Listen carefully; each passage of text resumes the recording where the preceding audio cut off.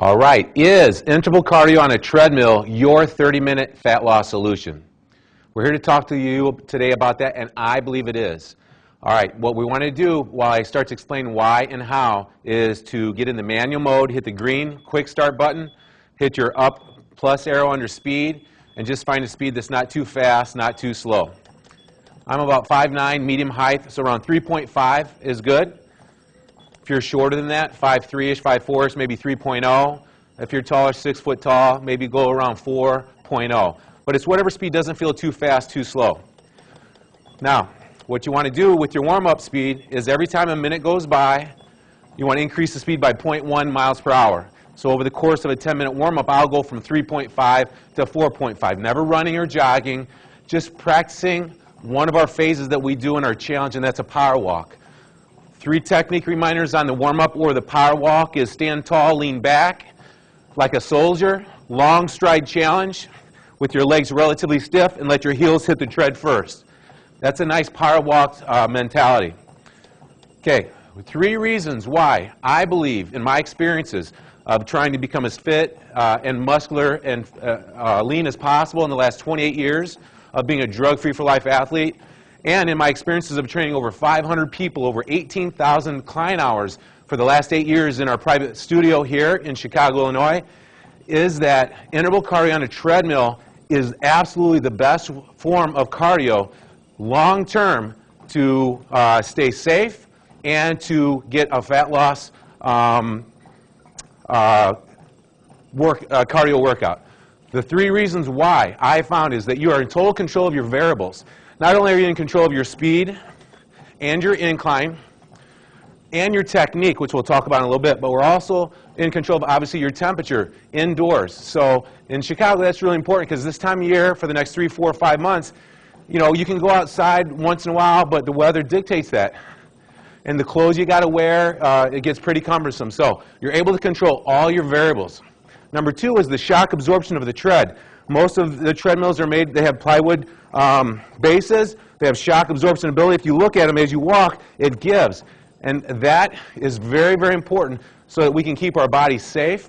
When you combine that with the 3 techniques that I'm going to share with you, being aware of your technique and your body during the 90-second challenge is very, very important. So that's number 2 reason why it's very, very effective for fat loss. And number 3 is it's more functional. You can use bicycles, upright bikes or recumbent bikes, or elliptical machines or stair steppers. Stair steppers are good. All those are good, but when you use an elliptical or a bike, your legs get worked somewhat more than your upper body. And you're not using your balance and stability and functional type muscles. When you're actually power walking and jogging and sprinting, you're absolutely tying in the upper body to the lower body through your core. If you see some of the physiques of ultimate sprinters or boxers who are coming from side to side like this, they got some great abdominal walls.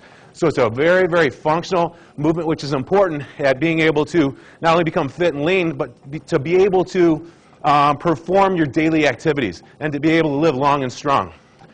All right, each challenge is 90 seconds long. It's a 60-second power walk, and then you go right into a 30-second jog, and then you go into a 15-second sprint, driving your knees nice and high. After that, it's a rest time. You go down nice and slow where you started your warm-up at, catch your breath, find out what your heart rate is, and just slow your breathing down. Now, after your 10-minute warm-up, very important because we're going to really, to streamline your fat loss program, we're going to require that you do this first thing in the morning before you eat your first meal. And plus it gets done. Those are 2 reasons why doing interval cardio first thing in the morning is very advantageous, and you will burn up to 2 to 3 times more body fat by 1, getting it done consistently, and number 2, by burning extra calories before you eat your first meal. So you're just going to wake up on the treadmill in the morning, doing your warm-up that we just prescribed, get off after the 10-minute warm-up and stretch out your quads. Here's a great quad stretch.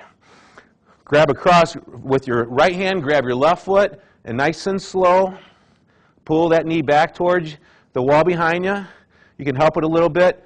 Go for about 3 or 4 second stretches, then back away and do 3 or 4. Obviously, do the right and the left. Another great stretch for your quad is right here on the treadmill. You can put your foot right up here on the handrail. Just lower your body here and push back, and then just slowly force this left knee back and get a really nice stretch in this upper left quad. You want to do both sides, of course. So that's those two great quad stretches. You probably have some stretches that you like, and you can utilize those, but the ones I'm showing you might be different for you. Now, your buns and your glutes are really important to stretch out before, to keep this interval cardio program safe, because we're going to get pretty intense on the jog and sprint. So here's a really nice way to stretch this left glute. Put your ankle right up on your knee, just slightly bend the leg that you're standing on, and just slowly go down into it, and you really should be able to feel a really nice stretch right here, and particularly right here in this glute. A really nice way to intensify this one is drop your head down, drop your hand down, take a big breath in, and relax into it. 3, 2, and 1. That's a really nice way to get the maximum benefit out of any stretch, is to relax your breath into it, to intensify it for 3 to 4 to 5 seconds at a time. Come back out of it, relax before you intensify it again, and try and go a little further. Do that 3, 4, or 5 times. Obviously, you want to switch it over, and you want to stretch the other glute on this side. If you feel like your balance is an issue, just lean against a treadmill or something like this, and then you can really get a maximum stretch in this right side, particularly the right glute. So that's our quads, that's our glutes, buns. Now our hamstrings. The traditional hamstring stretch that's very, very effective is keep your legs a nice soft lock, relatively stiff, as long as there's no discomfort behind the knee. Drop your head down. And relax into it. Don't force it, don't bounce. Just relax into it for 4 or 5 seconds. Come out of it. The first stretch, I usually get my middle finger on the floor. Second stretch, my ring finger. My third stretch, my pinky. And then by the 4th or 5th stretch, I can get my knuckles on the floor. Okay? That's a fantastic way to stretch. You can do your inner thighs like this on the treadmill. Push your knees apart. Lean back away from it and really get those inner thighs. All right, you're ready for your first challenge.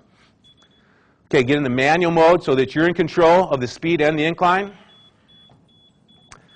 Okay, if you're just starting out with cardiovascular fitness or intermediate, let's start with an incline of, let's say, 2.5 degrees.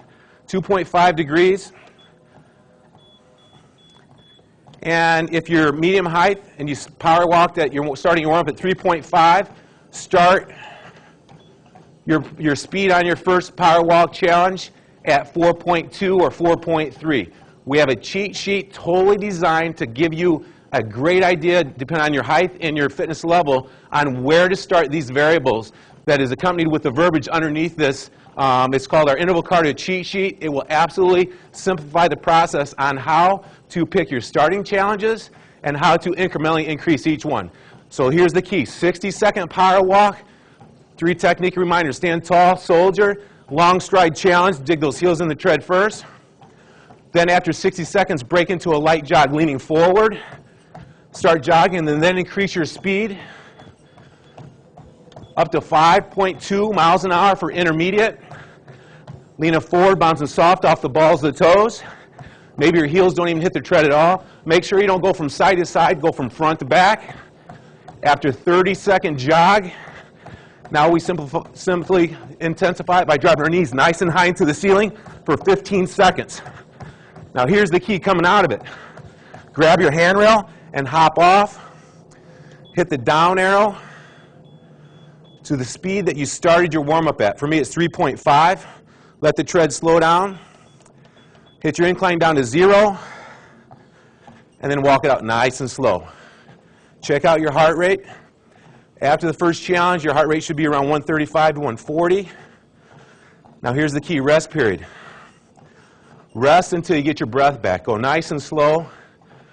At baseline, where you started your warm-up at, slow your breathing down, get your heart rate back, get an energy feeling of, hey, you're ready to take on another challenge. Just trust your gut feeling.